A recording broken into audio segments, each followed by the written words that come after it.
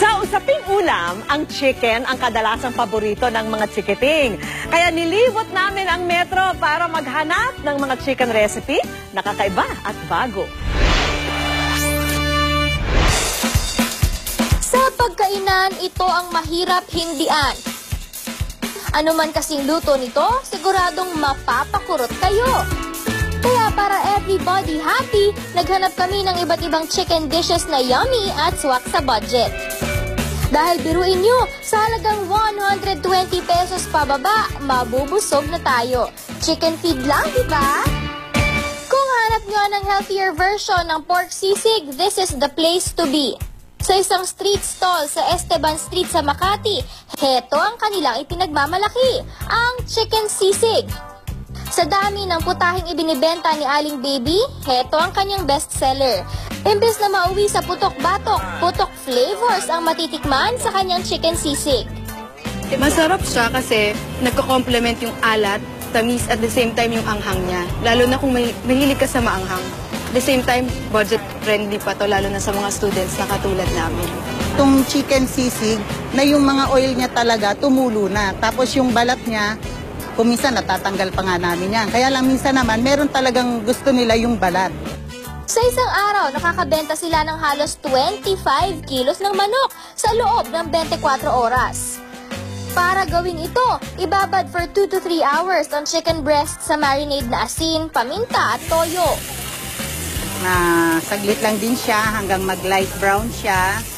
Usually po, iniihaw po natin siya talaga charcoal para talagang malutong-luto po siya hanggang sa loob. Tapos yung mga oil niya, bababa na at para yung cholesterol maalis na. Hintayin mag-brown ang kada side.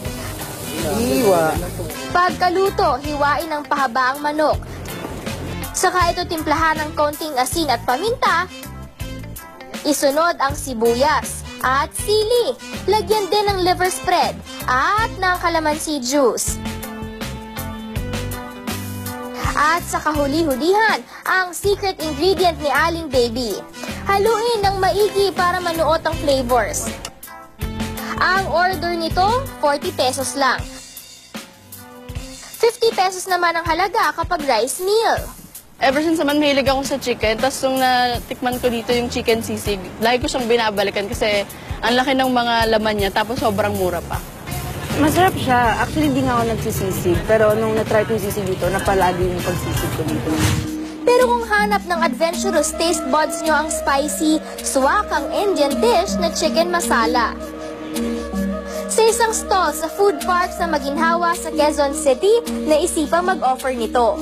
Mukhang interesting and challenging kasi Indian food kasi maraming spices, combinations. So, ang best seller namin is the chicken masala.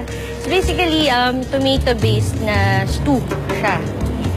Gaya ng original chicken masala, ang kanilang version, tad-dad din ng Indian spices na nagbibigay lasa sa chunks ng chicken breast.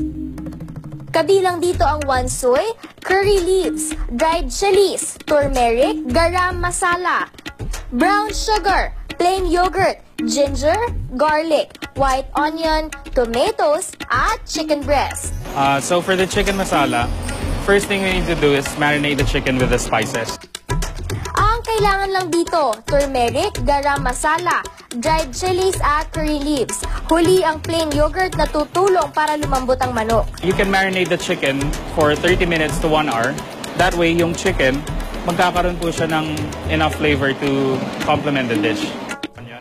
Unahing igisa ang sibuyas. We then put the ginger and the garlic. Isunod ang spices na inyong hininda.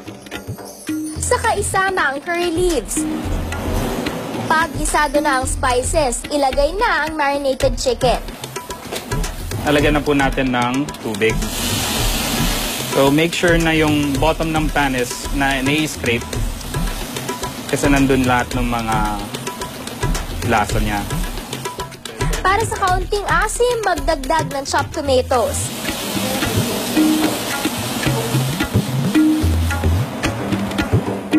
Haluan ng brown sugar at dagdagan ng plain yogurt na babalanse sa lahat ng spices. Mabilisan lang ang pagluluto nito pero kapit na kapit ang flavors. For only 120 pesos, matitikman nyo na ito ng may kasamang rice. Pwede ring i-partner sa roti sa parehong halaga. Ano mang combo ang piliin, siguradong masisimot ito. Ang kanilang buttered chicken na 120 pesos, may Indian version din. Pareho lang ang proseso sa paggawa sa chicken masala. Mas kaunti lang ang ingredients at angat ang lasa ng butter. Kung type nyo naman ng classic comfort food, tungo na sa isang restaurant sa Maginhawa Street, Quezon City para maramdaman ang ginahawang dala ng crispy chicken poppers. Para itong level up version ng chicken nuggets. Nag-decide kami na, okay, introduce natin, maggawa tayo ng sarili nating recipe na chicken poppers na madaling kainin, madaling dalhin, and kahit sino pwede kumain.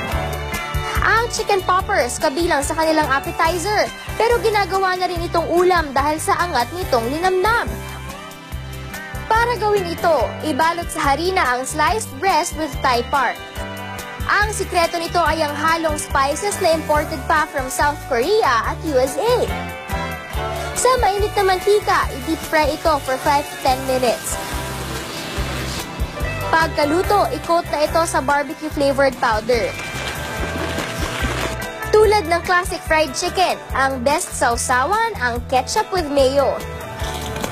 Crispy on the outside, soft and juicy on the inside. For only 110 pesos, good for 2 na ang serving na ito.